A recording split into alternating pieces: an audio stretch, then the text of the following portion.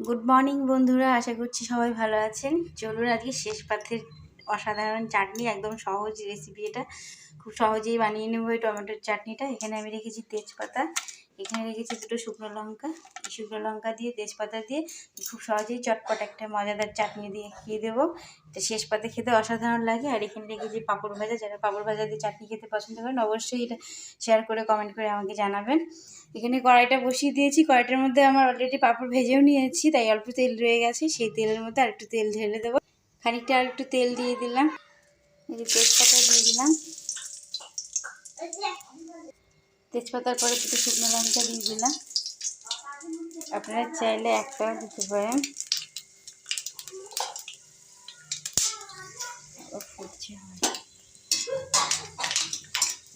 একটু ভালোভাবে নাড়াচাড়া করে এর মধ্যে এখন টমেটোটা ঢেলে দেবো।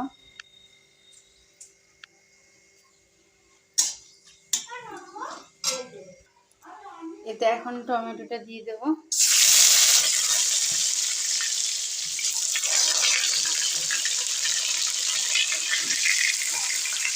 একটু হালকা পরিমাণ লবণ দিয়ে দেবো।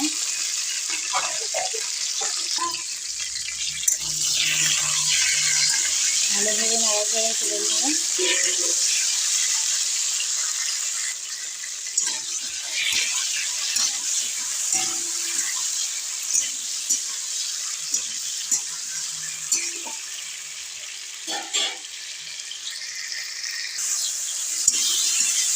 ভাজা ভাজা করতে সুন্দর হয়ে যাচ্ছে, দেখুন দেখতে।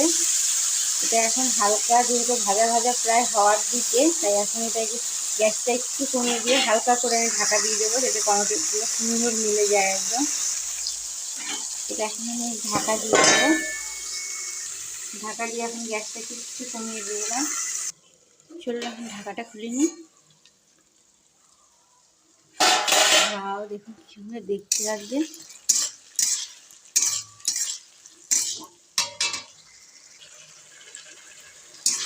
এটা এখন আস্তে আস্তে এরকম করে দিয়ে পুরো টমেটোটাকে গালিয়ে দেবো। আপনারা চাইলে এর মধ্যে মৌরির গুঁড়ো অ্যাডজাস্ট করতে পারেন। অনেকে খেজুর দিয়েই যদি ওটাও খেতে পছন্দ করেন, যার যেটা। এটা একদম সহজে, কোনো কিছুই লাগবে না। শেষ পাতে এরকম চাটনি হলে একদমই ভালো লাগবে, খেয়ে দেখবেন। সুন্দর দেখতে হয়ে গেছে। এতে হালকা একটু হলুদ গুঁড়ো দিয়ে দেবো, এতে কালারটা আরও ভালো আসবে। আর এখন আমি একটু চিনি অ্যাডজাস্ট করে দেবো। চিনিটা দিলে সুন্দর আরও কালার আরও ভালো হয়ে আসবে। এটাতে সবই শুধু টমেটোর কালারটাই এসছে। দিয়ে আমি চিনি নিয়ে নিয়েছি, চিনিটা এখন এতে দিয়ে দেবো। যেমন পরিমাণ যে মিষ্টি খাবেন ওরকম পরিমাণ মতোই দেবেন। চিনিটা অ্যাডজাস্ট করার পর আরও কালারটা সুন্দর হয়ে আসবে।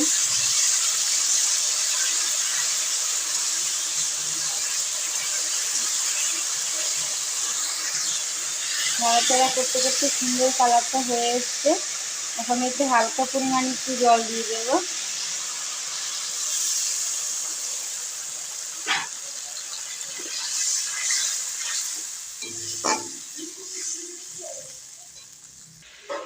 এখন এটা সুন্দর করে ফুটবে চারপাশ দিয়ে টকবক করে। তো দেখুন বন্ধুরা, পুরো চাটনিটা আমার রেডি, একদম টকবক করে ফুটছে। এখন নামিয়ে দেব, দেখতে থাকুন। সুন্দর ফুটে গেছে, কালারটা একদম সুন্দর হয়ে গেছে। এতে আপনারা চাইলে অনেক কিছু অ্যাডজাস্ট করতে পারতেন, কিন্তু এরকম করে খেয়ে দেখবেন, এটাও খেতে আলাদা রকম লাগে। শেষ পাতে এই চাটনিটা খেতে অসাধারণ লাগে। কোনো ঝুঁটো নেই, ঝামেলাও নেই, কোনো কিছু লাগবেও না। একদম বাড়িতে যা থাকে নর্মাল সেটা দিয়েই হয়ে যাবে। চাটনিটা এখন নামিয়ে নেব।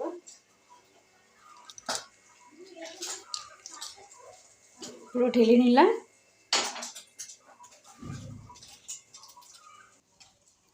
তো বন্ধুরা দেখুন, শেষ পাতের চাটনিটা পুরো আমার রেডি হয়ে গেছে, টমেটোর চাটনিটা। তো ভিডিওটা যদি ভালো লেগে থাকে লাইক শেয়ার কমেন্ট অবশ্যই করবেন। আর চ্যানেলটা যদি আমার নতুন হয়ে থাকেন প্লিজ বন্ধুরা রিকোয়েস্ট করে বলছি চ্যানেলটা একটু সাবস্ক্রাইব করে নেবেন। আর খুব সহজেই আমি সব রেসিপি আপনাদের সঙ্গে শেয়ার করি, যতটুকুই করি সবটুকুই শেয়ার করি। যদি নতুন ভিডিও আবার আপনারা দেখতে চান অবশ্যই কমেন্ট করে জানাবেন। আর চাটনিটা কেমন লাগে এরকম করে খেয়ে যারা বানিয়ে খাবেন তারাও অবশ্যই কমেন্ট করে জানাবেন। আর আমার ভিডিওটা যদি ভালো লেগে থাকে তো অবশ্যই সাবস্ক্রাইব করবেন আর লাইক করবেন। আর সবাই ভালো থাকুন, সুস্থ থাকুন। আর প্রিয়াঙ্কা সুইটস কিচেন থেকে, প্রিয়াঙ্কার তরফ থেকে রইল আপনাদের অনেক অনেক ভালোবাসা। টাটা।